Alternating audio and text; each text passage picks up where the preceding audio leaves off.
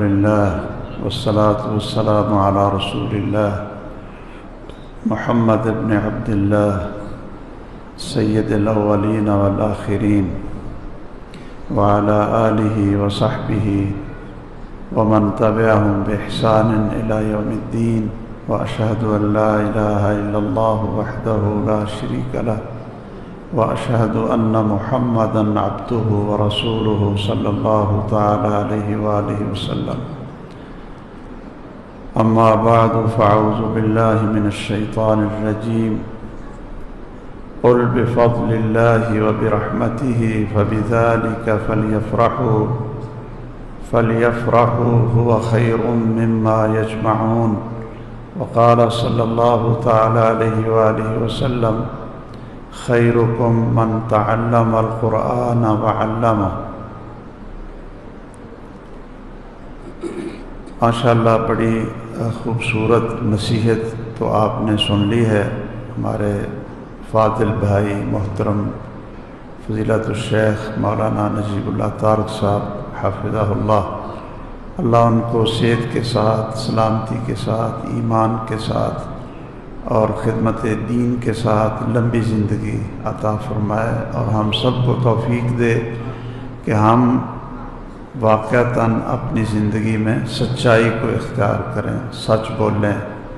اس کی یہ ایک راحت ہے، اور جو جھوٹ ہے یہ ایک عذاب ہے اور بے سکونی بھی ہے۔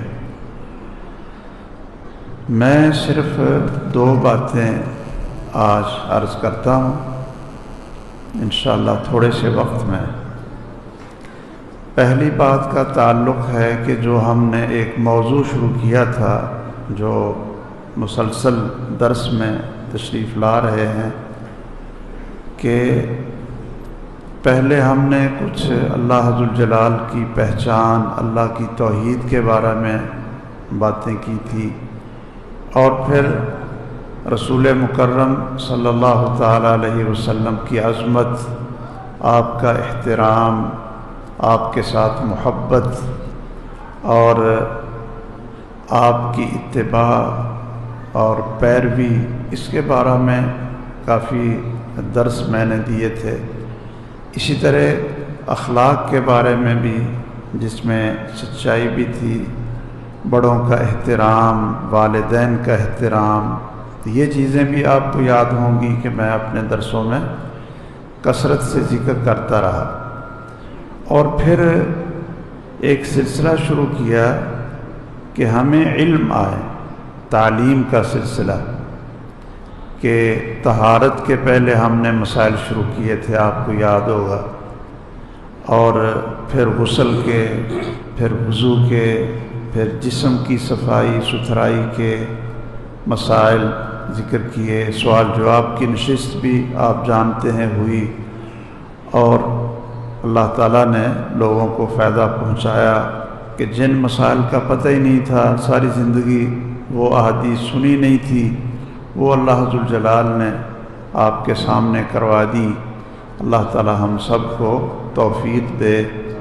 میں چاہتا تھا کہ طہارت کے بعد آگے نماز کا طریقہ اور جو سنتیں ہیں، فرائض ہیں، یہ ان کو ادا کرنا اور سنت کے مطابق نماز کو ادا کرنا، یہ شروع کر دوں، اور بعد میں آپ حضرات کے جو سوال ہوں وہ آپ سے سنے جائیں، اس پر رسول اللہ صلی اللہ تعالیٰ علیہ وسلم کی حدیث مبارک کی روشنی میں آپ کے سامنے مسئلے کو بیان کیا جائے۔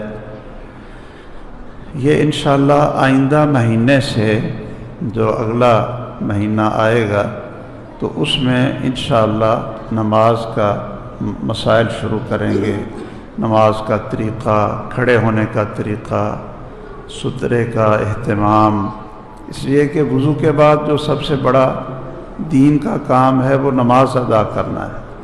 نماز کے اوپر بھی میں نے کافی درس دی ہے کہ آپ پورے گاؤں میں تحریک چلائیں کہ لوگوں کو نماز کی طرف لائیں، بچوں کو نماز کی طرف لائیں، اور جو گھر میں خواتین ہیں ان کو نماز کے اوپر لگائیں۔ اس کے اوپر بھی میں نے کافی درس دیے تھے۔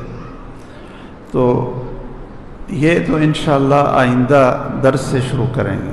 آج میں صرف 2 باتیں عرض کرتا ہوں۔ ایک تو طہارت کی تکمیل آپ کہہ لیں، جس طرح مسجد صاف رکھنا، آپ دیکھیں کہ ماشاءاللہ مسجد کتنی صفائی ہے مسجد کی، کھڑکیاں صاف رکھنا ہے جی، اپنے کپڑے صاف رکھنا، جسم کو صاف رکھنا ہے جی، یہ صفائی ستھرائی کی بڑی فضیلت ہے، بہت فضیلت ہے۔ الطہور شطر الایمان، اس کو صفائی ستھرائی کو آدھا ایمان قرار دیا گیا، اور اللہ تعالیٰ صفائی ستھرائی رکھنے والوں کو اپنا محبوب بناتے ہیں۔ ان اللہ یحب التوابین ویحب المتطہرین۔ یہ آپ نے سنی ہوگی حدیث کہ جو یہ آیت نازل ہوئی نا، اللہ نے ایک بستی کی تعریف کی کہ اس میں ایسے لوگ رہتے ہیں جو صفائی کو بڑا پسند کرتے ہیں۔ تو جو صفائی کو پسند کرتے ہیں، اللہ ذوالجلال ان کے ساتھ ان کو پسند کرتے ہیں، ان سے محبت کرتے ہیں۔ تو رسول اللہ صلی اللہ تعالیٰ علیہ وسلم سے پوچھا گیا کہ یہ کون لوگ ہیں جس بستی کی اللہ نے تعریف کی کہ یہ بڑے صاف ستھرے لوگ رہتے ہیں؟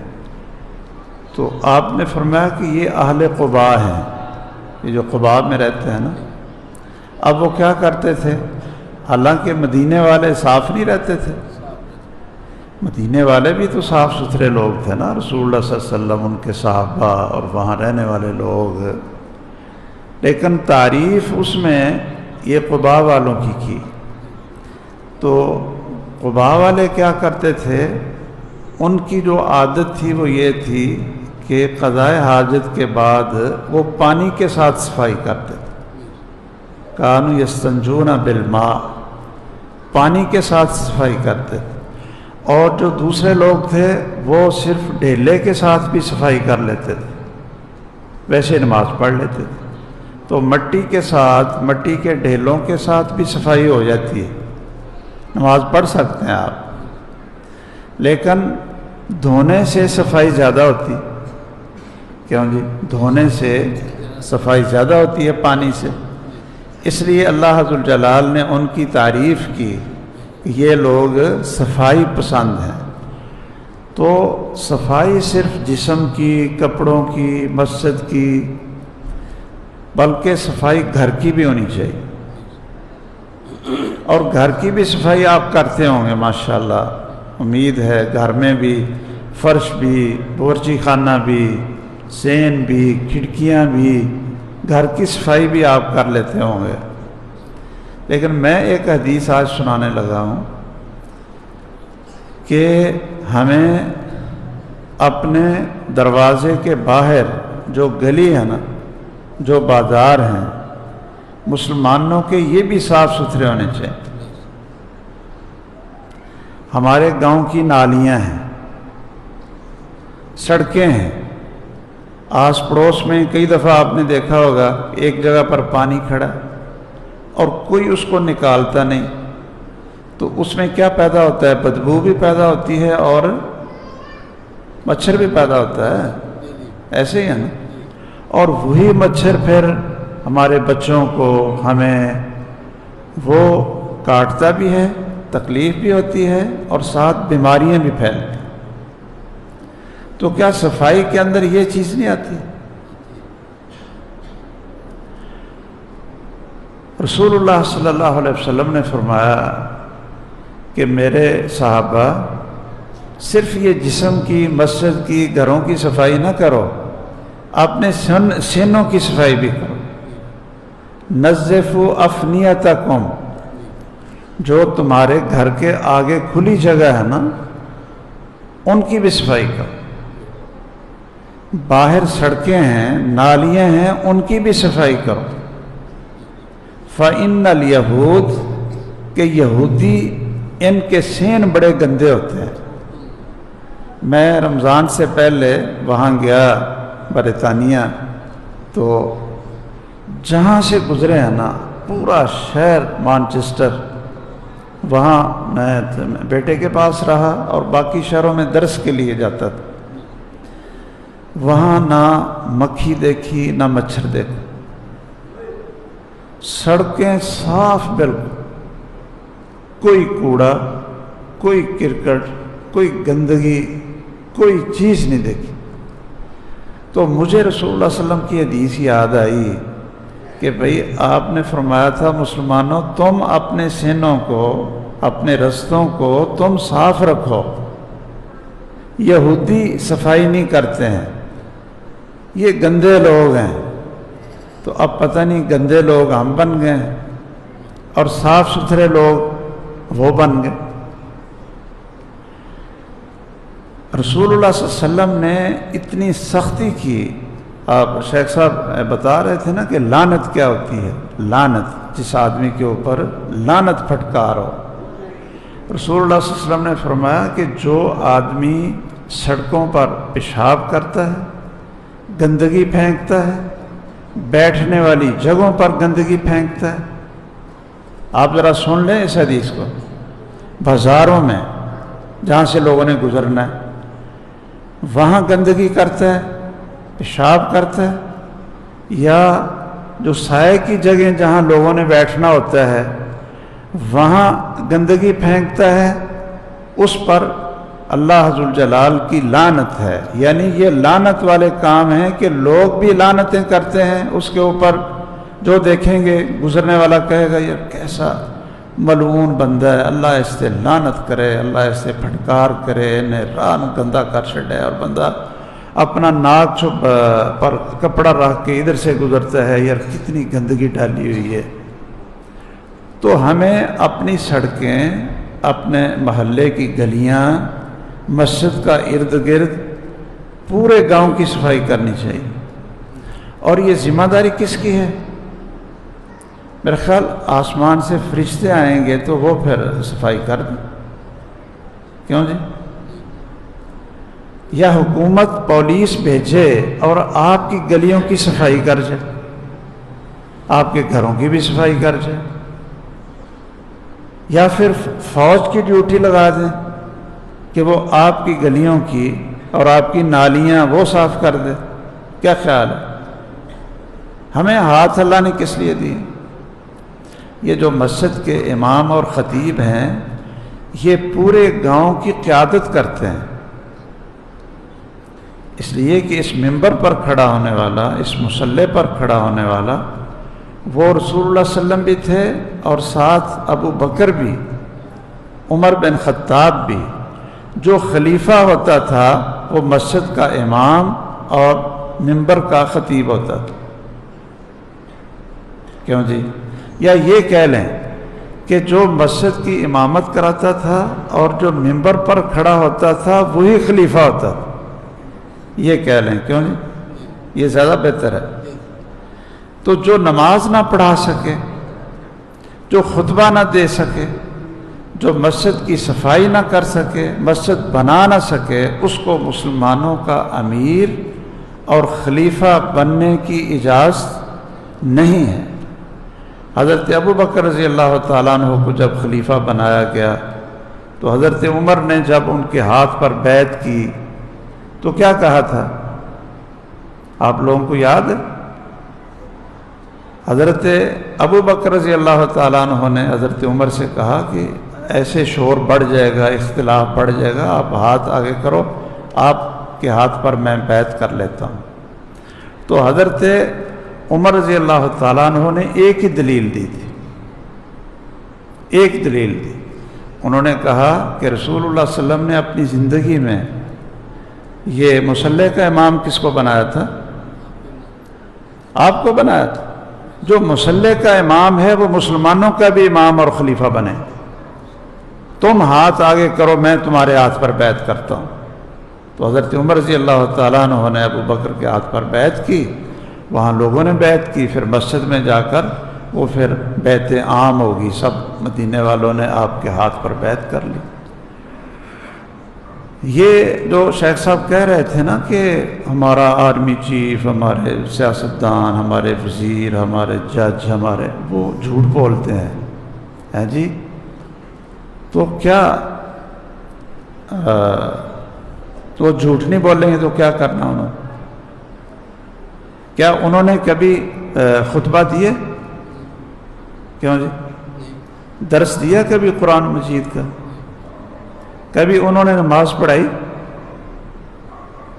یہ تو مسلمان ملک کے نہ وزیر بن سکتے ہیں، نہ آرمی چیف بن سکتے ہیں۔ شکر ہے اب اللہ نے قرآن کا حافظ آرمی چیف دیا ہے، اللہ تعالیٰ اس کو توفیق دے کہ وہ پورے پاکستان میں قرآن کی روشنی سے اس پاکستان کو منور کر دے، ورنہ کوئی بھی نہیں جو نماز نہیں پڑھا سکتا۔ یہ کسی غیر مسلم، عیسائی، ہندو، سکھ اور چوڑے کسی ملک کے یہ حکمران بننے کے قابل تھے، وہاں حکمران بنے۔ ہمارے مسلمانوں کے ملک میں یہ حکمرانی کے قابل نہیں تھے۔ ان کو تو دفع ہمیں کرنا چاہیے تھا، عوام کو اگر عقل سمجھ ہوتی تو ہم ان کو ووٹ دیتے ہیں، ان کو لے آتے ہیں۔ ان کو تو کسی غیر ملک دفع کرنا چاہیے تھا کہ جو تمہاری شکلیں ہیں، جو تمہارے عمل ہیں، جو تمہاری حرکتیں ہیں، تو جا کر کسی غیر مسلم میں جا کر وزیر اعظم بن جاؤ۔ ویسے یہ جیاں چوڑاں کو نو کسی اور ملک نے لاگے نہیں لگنے۔ کیوں جی؟ کوئی ایسے لوگوں کو وزیر نہیں بنائے گا، جھوٹے آدمی۔ وہاں تو کوئی وزیر پکڑا جائے نا کہ اگر اس نے گاڑی تیز رفتار چلائی تھی، پولیس پکڑ لے کہ بھئی تیرا چلان کرنا ہے، تو وزیر ہو کے وہ رفتار دی اپنے خلاف ورزی کرنے پہ، تو اخبار میں ہم دے دیں گے اور آپ کا چلان کاٹ دیں گے، ہیں جی؟ تو وہ استعفیٰ دے دیتا ہے کہ بھئی اخباروں میں آئے گا کہ وزیر نے قانون کی خلاف ورزی کی ہے۔ یہ ہیں عیسائی لوگ، ان کو شرم ہے نا، کچھ شرم ہے۔ تو ہمارے تو بے شرم لوگ ہیں، بے دین بھی ہیں اور بے شرم بھی ہیں، جھوٹے بھی ہیں۔ ان کی وجہ سے پورے ملک کے اوپر اللہ کا غصہ اور اللہ کی لعنت برس رہی، ہمارے لیے عذاب بنا ہوا۔ خیر، میں یہ عرض کر رہا تھا کہ اب گاؤں کی صفائی، یہ ایک تو میں قاری صاحب سے گزارش کروں اور خطیب صاحب سے بھی، قاری صاحب سے، وہ بچوں کو ساتھ لیں اور ہفتے میں یہ سب گلیوں کی صفائی جھاڑو لیں اور گلیوں کی صفائی کر دیں۔ یہ قدر کم نہیں ہوگی۔ کوئی نہیں کہے گا یار انہیں بڑا پیڑا کام کیتا ہے، بڑا برا آدمی ہے۔ سارا گاؤں کیا کہے گا؟ کیوں بھائی؟ سب گاؤں نے کہنا ہے کہ یار کام تو کسی نے کیتا ہی نہیں۔ اور یہ اسلام دا تقاضا، صحت دا تقاضا، ساڑھے بچیاں دی، ہمارے بچوں کی صحت کا تقاضا، یہ تو اسلام کا تقاضا۔ ہمارے ایک دوست تھے، وہ کرنل تھے، ریٹائر ہوئے لاہور میں۔ انہوں نے ایک تنظیم بنائی، مواخات۔ شاید آپ بھی گئے تھے، آپ کو نہیں گئے؟ لاہور مواخات والے تھے، وہ کرنل تھے، ریٹائر کرنل۔ انہوں نے ایک تحریک چلائی، سب اپنے محلے میں لوگوں سے کہا کہ جی سب نہ نماز پڑھو۔ جو ساتھی ساتھ ملاتے تھے نا، ان سے کہتے کہ بھئی ہفتے میں ایک دن جھاڑو پکڑو، وہ خود بھی پکڑتے تھے اور کہتے یہ گلی صاف کر دیتے۔ اب لوگ کہتے ہیں یہ کرنل ہیں بھئی، ریٹائر کرنل ہیں اور یہ ساری گلی صاف کریں، ہم بھی ساتھ لگتے ہیں۔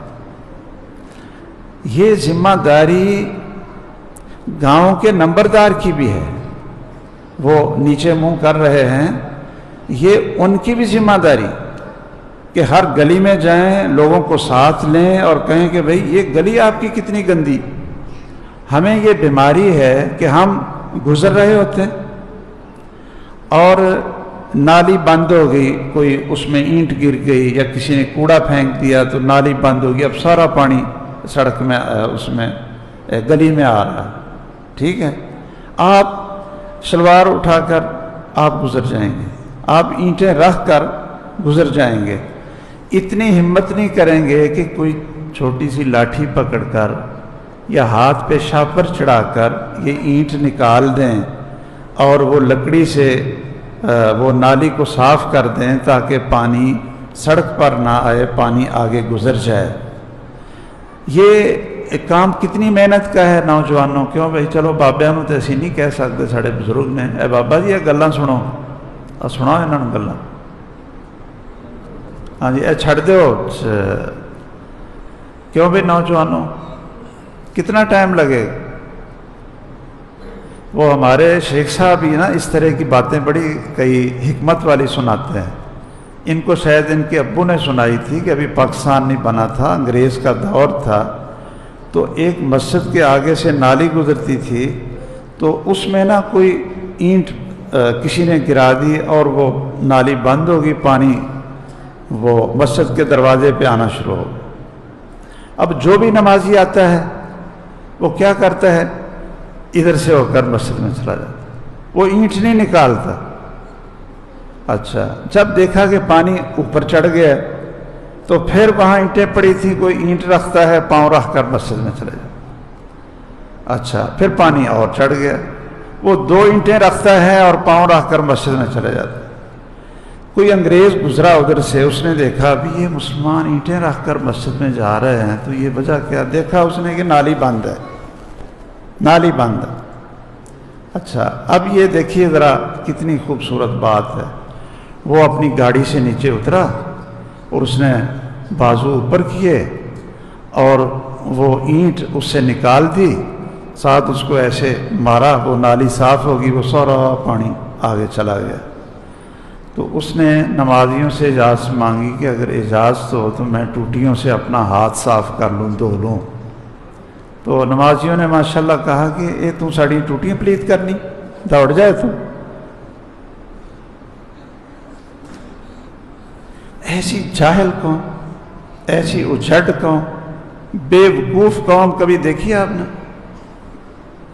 اللہ نے آپ کو ہاتھ دیے ہیں، آپ گزر رہے ہیں، بازار گندا ہے، آپ کے مسلمان بھائیوں نے، لوگوں نے، آپ کے بچوں نے وہاں سے گزرنا ہے، آپ کی خواتین نے وہاں سے گزرنا ہے۔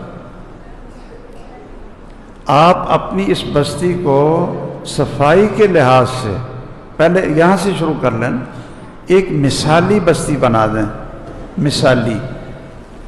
ہر گلی بازار میں جائیں، وہاں جو بھی 2 ذمہ دار آدمی ہیں ان کو پکڑیں، ان کے کہیں جی یہ بازار سارے کا سارا خراب ہے، اس میں کوڑا پڑا ہوا ہے تو اس کی ہم صفائی کرتے ہیں۔ قاری صاحب بچوں کو لیں اور اجازت مانگ لیں، چلو یعنی شاید شرم آ جائے گی اس گلی والوں کو کہ جی آپ اگر ناراض نہ ہوں اجازت دیں تو ہم یہ نالیاں بھی صاف کر دیتے ہیں اور جھاڑو لگا کر یہ گلی بھی صاف کر دیتے ہیں۔ تو میرے خیال اجازت تو دے دیں گے نا، دے دیں گے اجازت، یا کہیں گے کہ نہیں جی ساڑی گلی نہیں صاف کرنی، گندہ ہی ٹھیک۔ تو صفائی کے لحاظ سے ایک مسلمانوں کا امتیاز ہے۔ ہم غیر ملکوں میں جاتے ہیں تو عیسائیوں کی، یہودیوں کے وہاں بازار، گلیاں، ہر چیز کی صفائی دیکھ کر تو ہمیں رشک آتا ہے کہ صفائی کی تعلیم کس نے دی تھی؟ محمد الرسول اللہ صلی اللہ علیہ وسلم، وہ انہوں نے اختیار کی ہوئی ہے، وہ انہوں نے اختیار کی۔ اور جو مسلمان رسول اللہ صلی اللہ علیہ وسلم کی عظمت اور محبت پر قربان ہونے والے ہیں، ہم نے ان کی تعلیمات کو چھوڑا ہوا ہے۔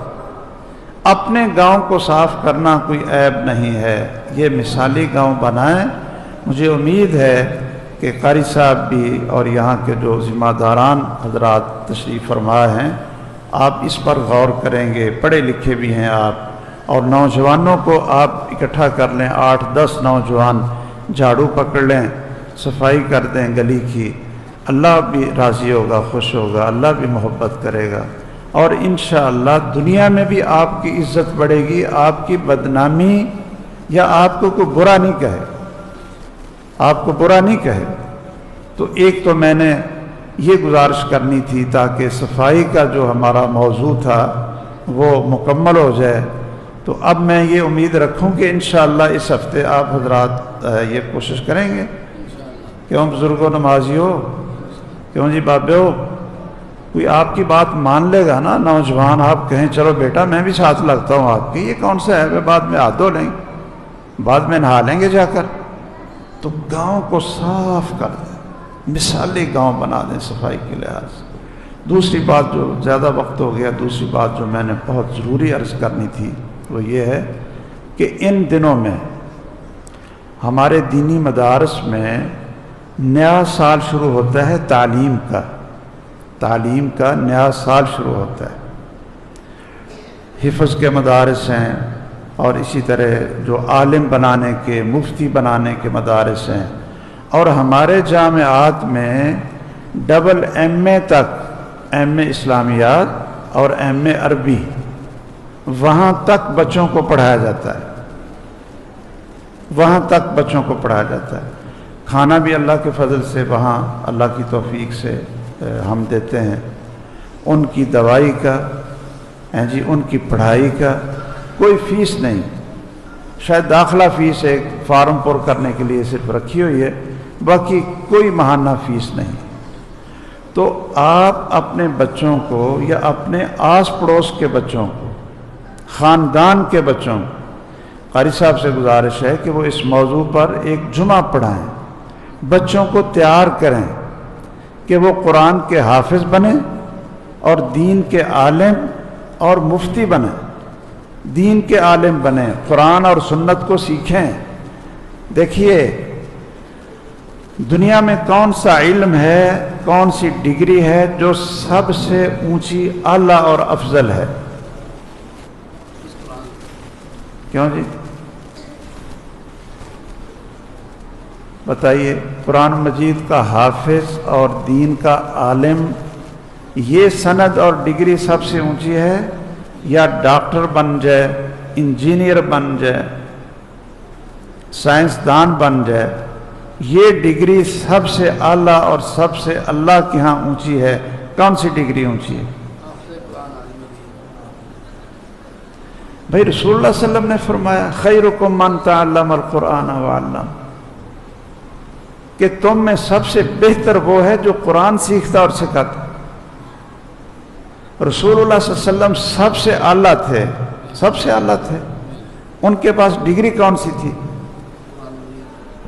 اللہ نے قرآن نازل کیا اور قرآن کا بیان حدیث نازل فرما دی، اور آپ نے ابو بکر کو، عمر بن خطاب کو اپنی مسجد میں، وہ جو صفہ کا چبوترا سا تھا، مسجد تھی کچی، اس میں جو ان کو پڑھایا اور ڈگریاں دیں، وہ کس چیز کی ڈگری تھی؟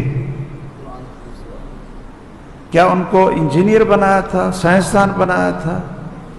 ان میں سے وزیر خزانہ بنے بیت المال کے، ان میں خلیفہ بنے، ان میں عمر بن خطاب پوری دنیا کا وہ خلیفہ بنا کہ پوری دنیا ان کا نام کفر، وہ نام سن کر کامتی تھی، لیکن ان کی اصلاحات اور ان کے اصول آج بھی برطانیہ اور یورپ کے اندر نافذ ہیں۔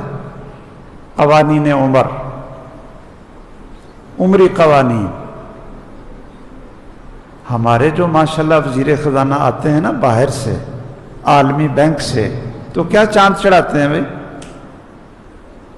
اللہ کرے ہمیں قرآن اور دین کا عالم اور حافظ ہمارا وزیر خزانہ، قرآن کا حافظ اور دین کی ڈگری رکھنے والا وہ وزیر اعظم ہو، نماز بھی پڑھائے، گورنر بھی ہو ہمارا، تو وہ سب سے بڑی مسجد جو ہے لاہور میں شاہی مسجد، وہاں نماز بھی پڑھائے، خطبہ بھی دے اور لوگوں کی رہنمائی بھی کرے اور کنٹرول بھی کرے۔ یہ سارے کام حضرت عمر رضی اللہ تعالیٰ عنہ صرف قرآن اور حدیث پڑھ کر سب سے اچھے طریقے سے کر لیتے تھے یا نہیں کر لیتے تھے؟ اب وکیل ہیں جی، یہ باہر سے پڑھ کر آیا جی، یہ وزیر خزانہ یہ باہر سے پڑھ کر آیا جی، یہ وزیر اعظم تحفہ یہ جی باہر سے پڑھ کر آیا جی۔ او بھائی ہمارے پاس تو سب سے بڑا علم ہے، سب سے اعلیٰ علم ہے قرآن اور سنت، باہر سے یہ سوائے جھوٹ اور فریب کے سیکھنے کے یہ باہر سے کیا لے کر آئے؟ اعلیٰ علم وہ مسلمانوں کے پاس ہے یا کافروں کے پاس؟ جس کے پاس اعلیٰ علم ہوتا ہے وہ بندہ بھی اعلیٰ ہوتا ہے، اور اگر مسلمانوں کا یہ قرآن اور سنت ادنا ہے اور کافروں کی تعلیم یہ اعلیٰ ہے، اگر کسی کے ذہن میں یہ بات ہو کہ بھئی قرآن اور حدیث پڑھنے والے مولوی ہیں جی، ان کی کیا حیثیت ہے،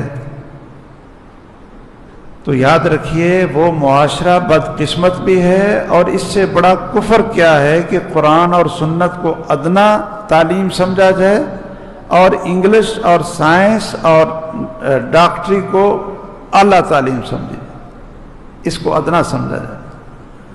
ہاں، میں یہ نہیں کہتا کہ آپ انگلش نہ پڑھیں، وہ ہماری ضرورت ہے، پڑھیں آپ، اور پڑھنی چاہیے۔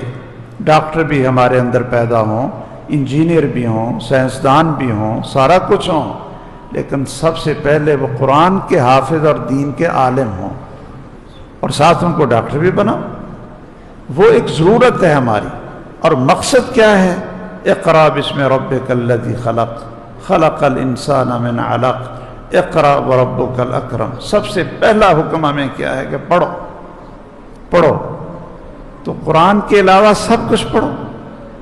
کل ایک دوست آئے ہمارے، بڑے تاجر ہیں، بڑے پڑھے لکھے، بڑے سمجھدار، ہم ان کو سمجھتے ہیں، تو انہوں نے عمرے پر جانا تھا، تو میں نے کہا یہ دعا آپ نے پڑھنی ہے جب احرام باندھنا ہے نا، جہاں سے میقات شروع ہوگا، تو اللہم لبیک عمرہ، یہ پڑھنا آپ نے، اور ساتھ یہ پڑھنا ہے اللہم محلی حیث حبستنی، کہ اے اللہ اگر کہیں مجھے کوئی عذر آ گیا اور احرام کھولنا پڑا تو میں حلال ہو جاؤں۔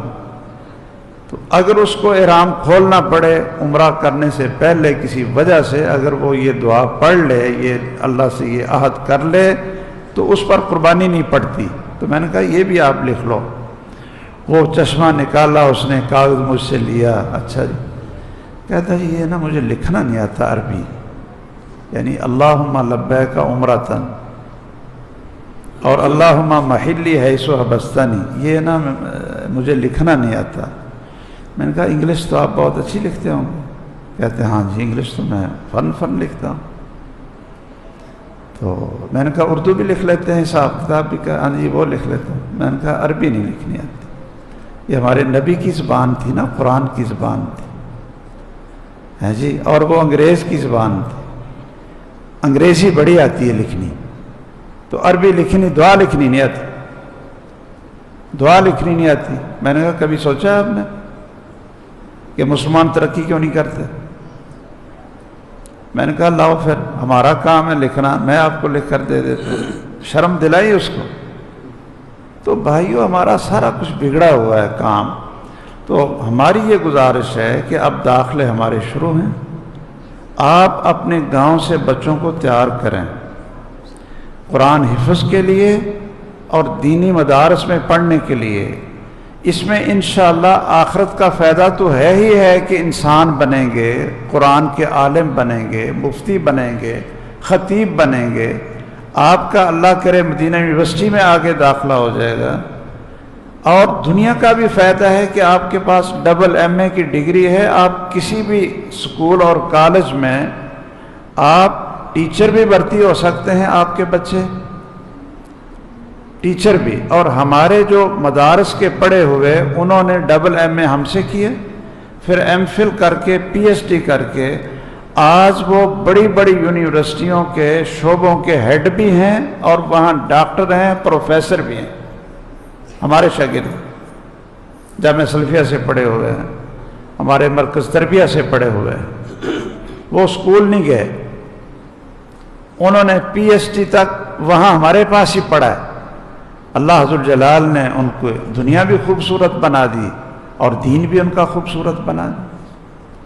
تو اس پر آپ کو بہت زیادہ توجہ دینی ہے، ترغیب آپ نے دلانی ہے، بچوں کو تیار کرنا ہے۔ خود آپ کے بچے اگر تیار نہیں ہو رہے، پڑوسیوں کے بچے پکڑ لو، عزیز رشتہ داروں کے بچے جو ذہین ہیں، پڑھنے والے ہیں، ان سے کہو کہ ڈبل ایم اے ہم کرواتے ہیں، ایم اے اسلامیات اور ایم اے عربی، یہ دونوں ڈگریاں جامعہ سلفیہ سے ملتی ہیں، دارالقرآن سے ملتی ہیں، یہ ستیانہ ہے مدرسہ، یعنی میں شہر کے مدارس کی بات کر رہا ہوں، یہاں سے ملتی ہیں دونوں ڈگریاں۔ اس سے آپ پروفیسر بھرتی ہو سکتے ہیں، ٹیچر بھرتی ہو سکتے ہیں اسکولوں میں، اور دنیا کی بھی اچھی ایک ملازمت مل سکتی ہے، اور دین کی سمجھ بھی آئے گی۔ آپ کو یہ تو پتہ ہوگا کہ قرآن کیا کہتا ہے اور رسول اللہ صلی اللہ علیہ وسلم کی سنت کیا کہتی ہے۔ تو کیا میں یہ امید رکھوں کہ اس گاؤں سے انشاءاللہ، آج کل داخلے تیزی سے ہو رہے ہیں، تو اس گاؤں سے انشاءاللہ آپ بچوں کو تیار کر کے، جو میٹرک جنہوں نے پڑھا ہے میٹرک، اس کے بعد ایم اے تک ہم انشاءاللہ ان کو پڑھائیں گے، جنہوں نے مڈل پڑھا ہے ان کو بھی ایم اے تک ہم انشاءاللہ ان کو پڑھائیں گے۔ بچوں کو ترغیب دیں۔ کئی بچے ہوتے دیکھنے میں کمزور گھر کے ہیں لیکن ذہین ہوتے ہیں۔ کیا ہوتے ہیں؟ ذہین ہوتے ہیں، پڑھنے میں ذہین ہوتے ہیں۔ وہ آپ اسکولوں میں جو میٹرک کے امتحان ہوئے ہیں، مڈل کے ہوئے ہیں، ان بچوں کو تیار کریں کہ بھائی آپ یہاں آ جائیں، ہم آپ کو ڈبل ایم اے تک تعلیم دیتے ہیں۔ وہ قرآن بھی پڑھیں گے، حدیث بھی پڑھیں گے، قرآن کے حافظ بھی بنیں گے۔ میں اب پچھلا جمعہ میں نے اپنے گاؤں میں پڑھا ہے۔ ہمارا گاؤں رائیونڈ کے قریب ہے، ضلع قصور میں بھمبا ہے ہمارا گاؤں، اور اب بھی بھائی اور خاندان ادھر ہیں۔ اچھا، آج سے کہہ لیں کہ شاید 52 سال پہلے، ہاں جی تقریباً 52-53 سال پہلے میں اکیلا تھا جو اپنے گاؤں سے قرآن حفظ کرنے کے لیے نکلا تھا۔ 11 سال میری اس وقت عمر تھی، 10-11 سال میری عمر تھی۔ تو مجھے اللہ نے شوق دیا، تو میں ایک ہمارے گاؤں کے قریب بستی تھی میر محمد، تو میں وہاں حفظ کا مدرسہ تھا، تو اپنے گھر سے اپنے گاؤں سے میں وہاں حفظ کے لیے گیا۔ اللہ نے توفیق دی، ذہن اللہ نے دیا تھا، میں نے 6 مہینے میں پورا قرآن حفظ کر لیا، 6 مہینے میں، بعد میں کتابیں شروع کر دی۔ اچھا، میں نے کل پوچھا کہ اس وقت ہماری بستی میں کتنے، ہماری بستی کے لوگ جو زمیندار ہیں، جٹ ہیں، سندھو فیملی ہے وہاں سب سے زیادہ، اور گڑھیالے سے یعنی ہندوستان سے ہجرت کر کے آئے ہیں۔ تو میں نے کہا کہ اب کتنے ہیں حفاظ اور علماء صرف ہمارے اس ایک گاؤں کے؟ تو کہنے لگے جی اب 65 ہیں، 65 ہیں جو قرآن کے قاری بھی ہیں، عالم بھی ہیں اور قرآن کے حافظ بھی ہیں۔ تو مجھے بڑی خوشی ہوئی، میں نے کہا ماشاءاللہ، میں کبھی اکیلا ہی تھا، تو اللہ نے پوری بستی کے اندر علماء اور حفاظ کی جماعت تیار کر دی۔ اب وہ گاؤں میں بھی باہر بھی بہت ساری جگہوں پر اللہ کے دین کا کام کر رہے ہیں۔ تو کیا یہ 2 باتیں میں اب امید رکھوں گا؟ ایک تو صفائی پوری بستی کی، صرف اس مسجد کی نہیں، اپنے گھروں کی نہیں، یہ گلیاں بھی آپ کی ہیں، یہاں بھی آپ ہی رہتے ہیں، آپ کے بچے رہتے ہیں۔ کہیں پانی کھڑا ہے تو اس کو خشک کرو، اس کو نکال دو پانی، تاکہ مچھر پیدا نہ ہو۔ ایک تو صفائی کا میری گزارش آپ نے یاد رکھنی ہے، اور دوسری گزارش کہ آپ نے بچوں کو، آپ نے پوری تحریک چلا کر اس گاؤں سے، عزیز و اقارب سے بچوں کو دینی مدارس میں آپ نے داخل کروانا ہے۔ انشاءاللہ دنیا بھی اچھی بنے گی، آخرت بھی اچھی بنے گی۔ اللہ تعالی ہم سب کو توفیق دے۔ باقی اگلے مہینے سے انشاءاللہ نماز وغیرہ کے مسائل شروع کریں گے۔ بابا نصیر صاحب کا چکنا ٹوٹا ہوا ہے، چاچا نصیر نے، انہوں نے آسو صاحب نے سسر، انہوں نے ڈگ کے چکنا ٹوٹ گیا، انہوں واسطے دعا کریں جو صاحب فراش نے۔ کہتے ہیں جی بابا جی نصیر صاحب وہ گر گئے تھے، چوٹیں آئیں ان کو، تو اللہ ذوالجلال ان کو بھی شفا عطا فرمائے، عافیت عطا فرمائے، اور ہر مسلمان جو بھی بیمار ہیں اللہ تعالیٰ سب کو صحت عطا فرمائے۔ اللہم اشف مرضانا و مرضی المسلمین، اللہم اشف مرضانا و مرضی المسلمین، واشف انت الشافی لا شفاء الا شفاؤک شفاء لا یغادر سقما، وصلی اللہ علی سیدنا و مولانا محمد وعلی آلہ وصحابہ اجمعین برحمتک یا ارحم الراحمین۔ تمام دوست احباب بھائی آنے کا شکریہ، اور کھانا کھا کے جائیں، الحمدللہ بالکل تیار ہے، شکریہ۔